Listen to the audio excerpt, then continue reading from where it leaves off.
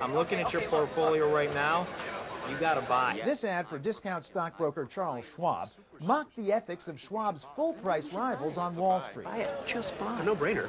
I'd sell. Did I say sell? No, I meant buy, yes! The joke is that in the 90s, Wall Street firms were getting paid to push new stocks on the public, despite skepticism obvious in their private emails. This is only a sample of some of the communications revealed in our investigation. New York State Attorney General Eliot Spitzer went after Wall Street, getting a firm like Merrill Lynch, for example, to pay a $100 million fine for duping investors. As you can see in their comments, analysts were internally bad-mouthing stocks they were urging investors to buy. Why did they do it? The motive was investment banking fees and enormous personal compensation for the analysts. In the process, an untold number of people were left to rely on stock ratings that the analysts themselves didn't believe, and there is no telling how much they lost as a result. Let's pause here to explain how Wall Street firms, known as investment banks, work. They all employ brokers, analysts, and investment bankers who deal exclusively with companies. Brokers like those we just saw in the ad sell investments, primarily the stock of companies, to you and me, their customers. Analysts conduct supposedly objective research on those stocks, advising the brokers on what they're worth. Brokers then use this information to urge their customers to buy, sell, or hold. The analysts were supposed to be independent of the firm and thus credible. But that's not how it worked, according to Wall Street veteran and a former college classmate of mine, Peter Cyrus. The economics are very simple. You get paid for being a cheerleader if you're an analyst. In the late 1990s, during the so-called internet boom, piles of money were being made by investment banks. Investment bankers were making lucrative deals with new companies primarily by selling the stock of those companies to the public through their networks of stockbrokers. But how does an investment bank like Merrill Lynch, say, convince you, the CEO of the hot new internet startup, to give it your business instead of going somewhere else? Well, it sure helps if that bank's analysts are enthusiastic about your firm. Who are you going to give investment banking business to? The guy who says sell, or the guy who says you're geniuses, we love your company? To induce the analysts to come up with the right answer, the investment bankers began giving them a cut if the firm got the new company's business. Now, put yourself in the analyst's shoes. An internet firm is about to issue more stock for what's called a secondary sale to the public. Do you write an objective report saying its price is too high, and therefore investors ought to sell what stock they may already be holding? Or do you join the chorus, put a buyout on stock, and your firm gets $5 million of fees from doing a secondary, and you get your $1 million for your cut? Your cut, but as a salary or a bonus or something? As a bonus for bringing in investment banking business into the firm. Really? And that's actually how it works? Yeah. I mean, you think we went to school together. You think I make up a story like this for your benefit? That is how it works. That's how it works. In other words, this was simply the accepted way of doing business on Wall Street, as was the manipulation of earnings reports and all sorts of other financial shenanigans. But why should you, who's listening right now, care if big businesses are just ripping off other big businesses? Unethical behavior on the stock market has been going on as long as there have been stock markets. Here's the French artist Daumier in the mid-1800s depicting a speculator in the French stock market planting false rumors to manipulate prices. In the 1930s, it seemed like all of Wall Street here in America was being jailed for the outrages of the late 20s, and all sorts of institutions were created to protect investors, including the SEC, the Securities and Exchange Commission. Much of the history of unethical behavior, if you will, in business has been kind of a big boys game. So in a sense, it was them against themselves. Exactly. And obviously stock prices were affected. Obviously the stock market was affected. Obviously the institutional and the individual investor were affected. But we did not have the kind of impact on you and me and the general population that we now do Today, says Barbara Toffler, vulnerable investors are the ones getting disproportionately hurt.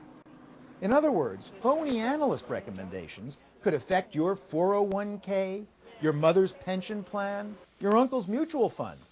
And they did. Attorney Jake Zemansky, who represents defrauded investors, believes lax law enforcement was part of the problem. There needs to be some serious jail time for analysts who are caught committing fraud, CEOs that are looting their companies. Until we send somebody away for a long period of time in a real prison, nothing is going to change. One solution, in terms of the graph we introduced in our first video on business ethics, shift the marginal cost curve to the left. Raise the cost of unethical behavior by clamping down. Stricter enforcement, tougher sentencing, higher penalties. The result is a new equilibrium, a reduced quantity of cheating. But can costs and benefits really replace the concepts of right and wrong? These MBA students at the well-known business school Babson College in Wellesley, Massachusetts, were grappling with just this issue. If they're committing fraud, that's a crime, and that's punishable by 5 years, 10 years, 15 years. If you go and you punish people just because the stock ended up tanking and the market ended up not performing, then you go punishing people for taking risks. After several hours of heated, sophisticated debate, they were asked whether they would have touted stocks they didn't believe in. How many would have knuckled under, essentially? Not a single hand went up. But then one student suggested pushing the hypothetical a bit further. So if you ask this question again, how many people would put that buy if it got them $20 million in the bank? I think you'd see a lot of hands go up. $20 million for one buy recommendation. How many people? Honestly now. Honest answers. Again, as we saw earlier, if the marginal benefit curve shifts to the right, meaning greater rewards for the same quantity of cheating, the equilibrium quantity of cheating goes up. Now, there may be little that society can do about a shift in the marginal benefit curve. If one buy recommendation is really worth $20 million, it's worth $20 million. So if you can't affect the marginal benefit curve, how do you discourage cheating? Shift the marginal cost curve to the left, via law, via ethics. Make people too ashamed to cheat by shaming them publicly. Punish the cheaters via public prosecutions and harsh jail terms. By this analysis, the rise of white-collar crime in the 1990s becomes quite understandable. The marginal benefit curve had shifted right due to a surge in the economy, and especially on Wall Street. The marginal cost curve had also shifted right due to the era of so-called deregulation, the belief that government should get out of the way of business. As for ethics in the religious, non-business sense of the word, what's right to do and what's wrong, regardless of costs and benefits, we asked the professor of the Babson ethics class, Presbyterian minister Tom Sullivan, about the $20 million vote. What would Jesus have thought of it? Jesus would have said, oh, come on, you can't do that, and you know you can't do it. He would have been a good Jew in saying that. He'd be a good Christian in saying that. He'd be a good Hindu. He'd be a good Buddhist. Nobody who takes any kind of spiritual values seriously is going to say, oh, yeah, that's fine. Indeed, spiritual values may explain the results of one last vote. How many of you would imagine that your parents think that your generation is less ethical than theirs? Every single one of you? What, if anything, can we do about this? We can appeal to people's spiritual values.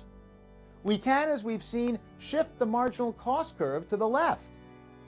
And, says textbook author David Colander, we can follow the advice of the very first modern economist, Adam Smith, who said that the invisible hand of competition was also a defense against unethical business behavior. Adam Smith said, seldom do businessmen get together, but that it works out to the detriment of the public. So we have to rely upon competition.